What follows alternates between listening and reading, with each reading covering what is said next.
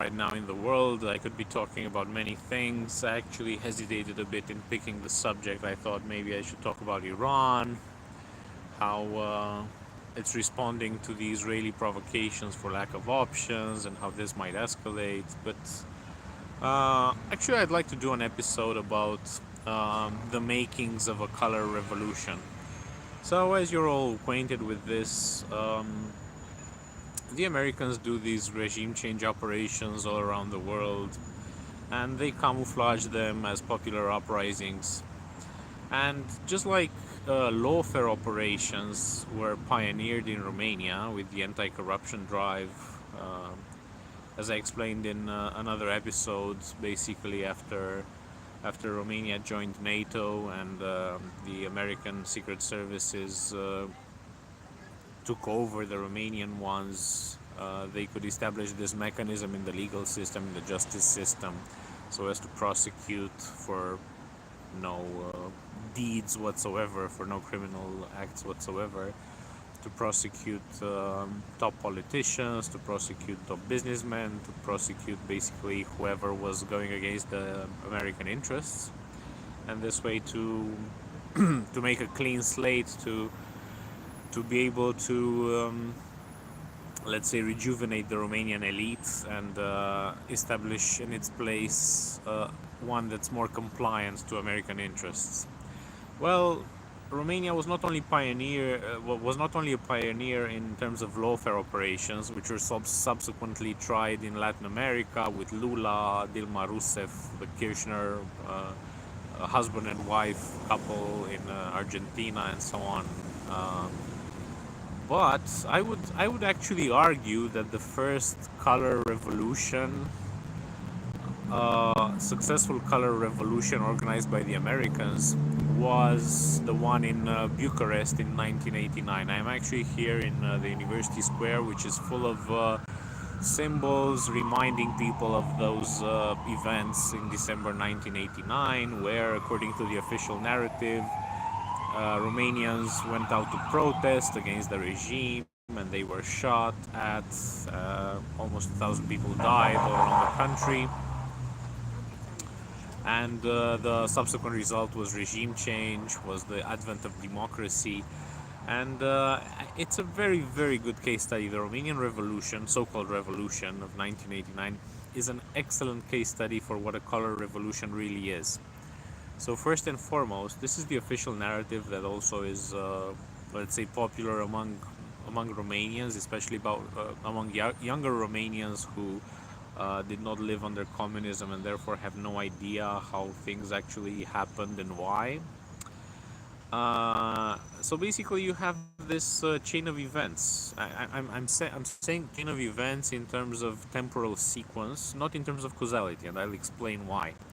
You have this temporal chain of events in the following order. So first, the foreign press starts demonizing the regime. Ceausescu was very popular in the West. He was greeted by Queen Elizabeth in a state visit. He was greeted by two American presidents, also having state visits in the United States. He was the darling of the American press up until the moment when he decided to pay the foreign debt that was contracted over that was due in 15 years.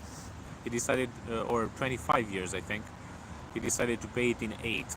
And in 1989, shortly before he was shot, Romania was debt-free.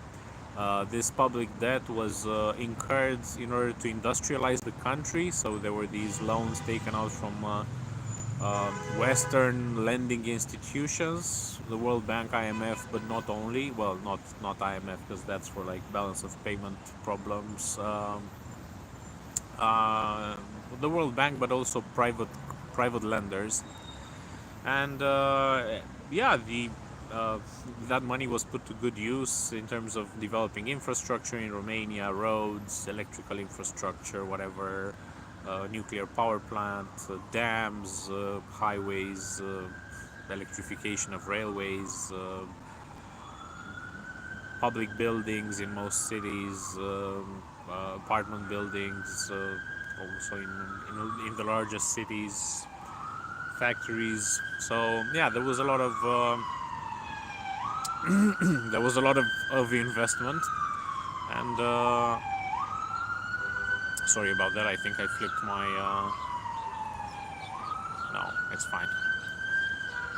I was under the impression that I flipped my camera, but no.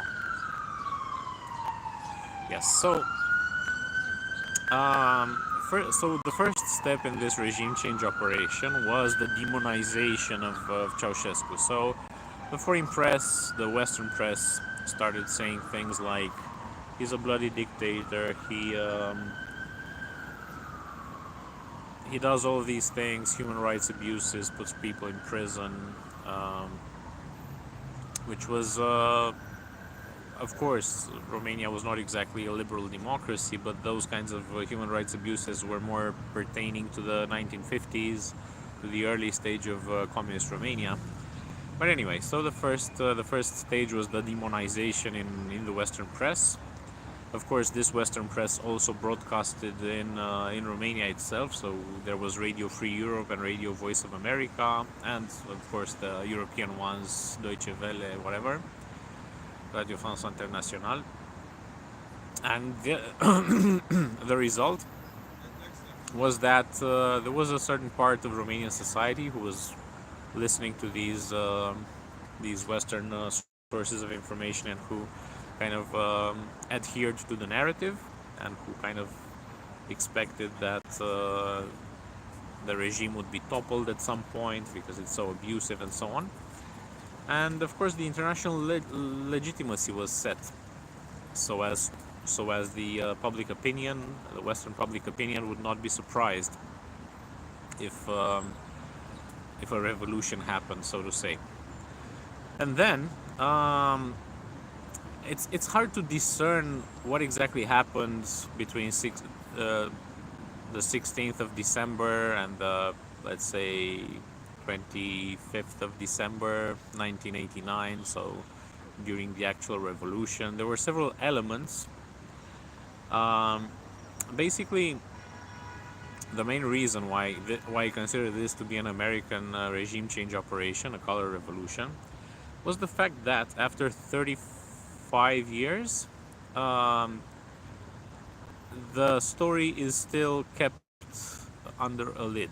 It is still kept under the rug. So officially we know generally that there was some sort of repression. So there were some protests and there was some repression.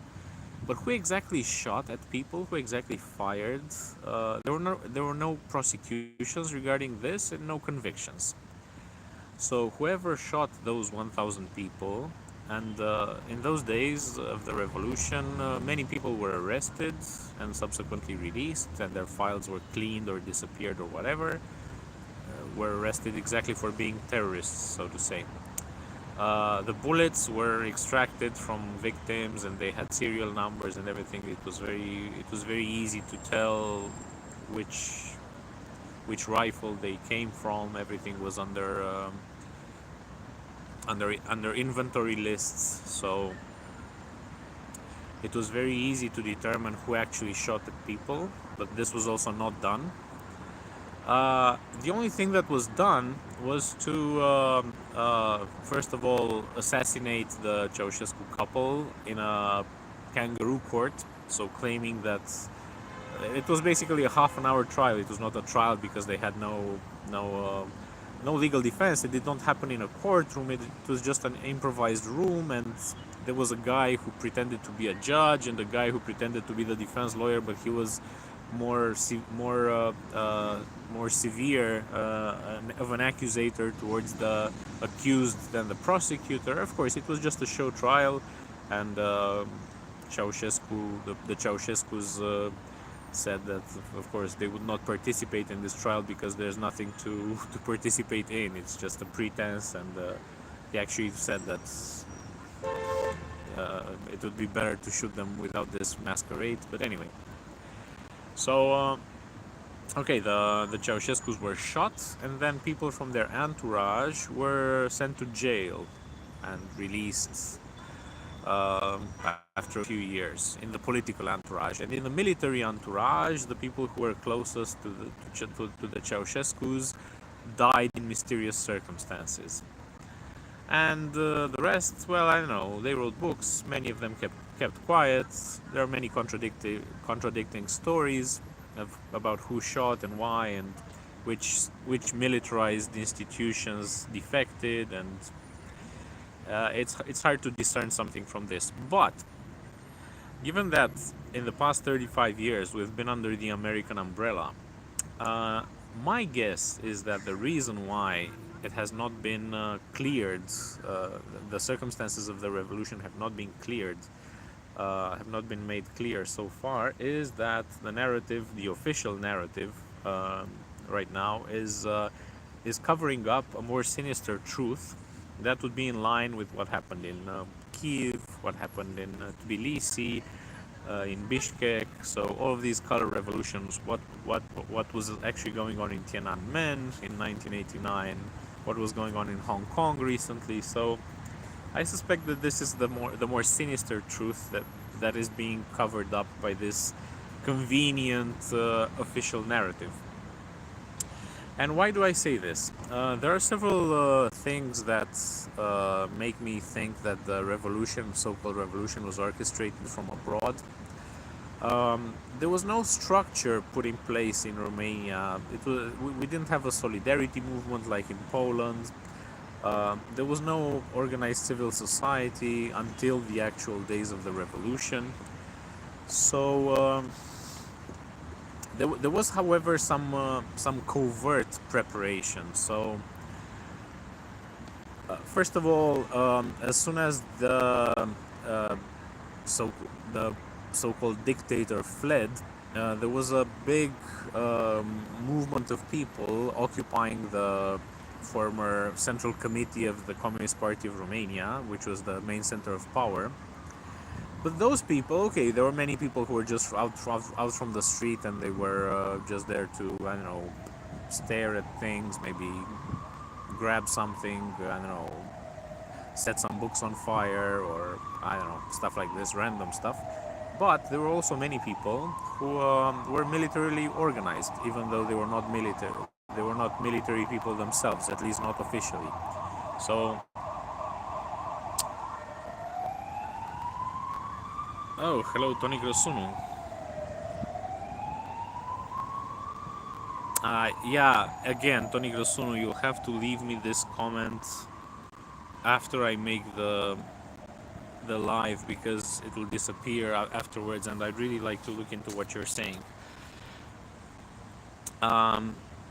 Going back, so Romania had, unfortunately for the Romanian sovereign state, the most high-profile defection to the West in during communist times in the whole Eastern Bloc. So the head of the security services of the, I think he was the head of the whole Securitate, not just of the foreign intelligence service. I might be wrong, but anyway, there was this guy Ioan Mihai Pacepa. He defected. He was on a trip to Western Germany, and he just defected. Yeah, he started working for the Americans, and he. I would say that probably he was instrumental in creating this network in Romania of deep state agents that would take over power after Ceausescu fell, and that would also be instrumental in the downfall of the communist regime. But how exactly these deep state operatives operated, it is hard to say. So going back to the point about the days of the revolution and the people who occupied the building, they already had weapons, and they were militarily organized. That building is pretty big, and they had filters from the entrance all the way to the top, to the main offices. They had filters, armed filters, codes, basically from 1 hour to the next. They organized themselves in a military fashion. And I've spoken to people who were there and who asked these people, okay, where are you guys from? Like the revolutionaries, so to say, the quote-unquote revolutionaries, were pretending to be civilians, and many of them were not even from Bucharest. They were from different cities. They had just come to Bucharest to participate in the revolution, but they already knew the building, and they could create efficient filters. They could create basically a military structure. They would occupy the building in the same fashion as the military would, you know. They had a hierarchy and everything. So this is the first sign that the revolution was staged. Of course, there are multiple signs. So people in the armed forces, several people in the armed forces and in the security services did whatever they could to make sure that there was a lot of friendly fire. So units of different military branches would be sent to the same place and would be told that they have to defend that place from terrorists, and terrorists would be coming, and of course, because they did not know of one another and they were not coordinated, they thought the other ones were terrorists and they just shot each other. This happened multiple times all around the country. Also, there was a parallel, let's say, hierarchy of orders in the military that was given on television. There was the Ministry of Defense official hierarchy who would convey orders to different units in the country, but then they were superseded by some guy, random guy, who showed up on television, and he would say he represents the Ministry of Defense, and those units, those military units, should do something else. You know, they should carry out a different order, the one that he gives. And of course, you had the whole spectacle of the televised revolution, in which all sorts of actors were brought in, and they would read all sorts of things that they were handed over to them, to claim that it was some sort of a popular uprising, and of course everything was staged. They were also professional actors, so yeah, this has something to do with it as well. And you also have the component of the exaggeration of the number of victims and the hoaxes, the media hoaxes. So the revolution started in Timișoara, and there was this big, basically blood libel or atrocity propaganda operation, in which even foreign correspondents were brought in to see some bodies at the morgue who had just been there from the hospitals. They were just people who died from various things, not being shot or anything, and they were just presented as being the dead of the revolution. And also they were sent to some freshly dug holes in the ground where there were a few bodies, and they were told that there were thousands of bodies there. And the official narrative, the Western media, ran away with the story that there were 25,000 victims in Timișoara. So that would be more than 10% of the population of the city at that time. And these would be just the dead. So you can imagine, if you have this many dead, you'd probably have 100,000 injured, right? Because there's a dead to injured ratio in every conflict, like 1 to 4. And basically that would mean that the casualties in Timișoara would amount to 1/3 of the city, some unbelievable number like this, you know, or half of the city. And actually less than 100 people died. Also, another strange operation was the fact that several military units were ordered to give weapons to civilians just out on the street from the backs of trucks. They were just given weapons. They were just giving weapons at random to whoever, without any ID, any serial number, any checks, anything. They were just throwing Kalashnikovs from the backs of trucks and saying, "Yeah, go and defend the revolution." You know, this was of course an operation to, first of all, to make sure that the number of victims is quite high, so that there would be quite a lot of people shooting each other, and also to have an alibi, to say, well, of course, the civilians had weapons and they didn't know how to use them, and they were not organized, so this is why people died, because people shot each other. Convenient, right? Quite convenient. So yeah, and there are many such things, and the more time passes from this operation, just like the more time passes from the June 1990 operation, which is now completely told in a different way in the official narrative. The more time passes, um, the more the pro-American, let's say, the convenient narrative based on all sorts of false elements gets more and more traction, and the inconvenient elements are less and less told. They're less and less mentioned. So, for example, about the events in June 1990, on the 13th of June, there was an attempted coup d'etat. Uh, Many public buildings were set on fire. Buildings of the Interior Ministry were set on fire. The national television was set on fire on the 13th of June. And subsequently, on the 14th of June, the coal miners from the main coal region of Romania came to, let's say, re-establish the order. Um, that was how this operation was justified. And there were reasons why the coal miners were called in instead of using the army, because Romania had just had elections, its first, let's say, free elections, and that attempted coup d'etat was meant to reverse the result of those elections. And because of those protests, the first democratically elected parliament had not yet been convened, and therefore the government had not yet been sworn in, so you still had these provisional authorities, and they could have used the army, but they didn't have the legal legitimacy.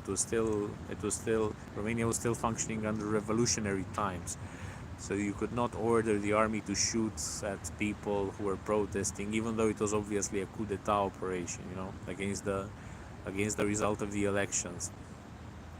But right now, this story is not told anymore. So the only thing that is told is that the revolutionary authorities, illegitimate, even though they received like 90% of the votes in the elections, but they were still illegitimate according to the Americans. They called in the coal miners to beat up the peaceful democracy protesters who had done absolutely nothing wrong the day before. No buildings were set on fire. There was no attempt of a coup d'etat. Nothing happened on the day before. It was just like there were some peaceful protests of the intellectuals and of the students, and the evil authorities brought in the coal miners to beat up the students. This is the official narrative now, and the same goes with the revolution. The official narrative is that the revolutionary authorities that sprung up in those days, the political revolutionary authorities, staged everything in order to legitimize their ascent to power or something like this. But there's no investigation regarding the actual military branches that shot at people. The only investigation is towards political figures who, for better or worse, just handled the situation as best they could in those times, and they were subsequently heavily contested in the years to come by the pro-American press and by the pro-American civil society, intelligentsia, who wanted a more radical privatization program, a more radical pro-American agenda. They had these Western stooges who came from exile and who did not receive more than 15% of the votes altogether, but the Western press still believed that those are the legitimate leaders of Romania, and not the people that the Romanians voted for in like 85%. So a bit like Maduro in Venezuela, and the operation to name Guaido as the real leader, or the operation in Belarus with Tikhanovskaya to be the legitimate leader and not Lukashenko. So yeah, in my opinion, the Romanian Revolution, so to say, was the first and the most successful American color revolution in Europe. Okay, there were these CIA coup d'etats in Latin America in the 1960s, 1970s, 1980s, but they were more overt, whereas the stuff in Romania was very much under the guise of democracy and civil society protests and all these things, you know. So the first hypocritical regime change operation in the history of the color revolutions. So this is what I wanted to tell you today. I hope the sound is pretty okay. I'm broadcasting from the exact center of Bucharest, which doesn't make it very pleasing from an auditory point of view. I can imagine that, but I hope you endured this well until now. So I'll see you next time. Bye.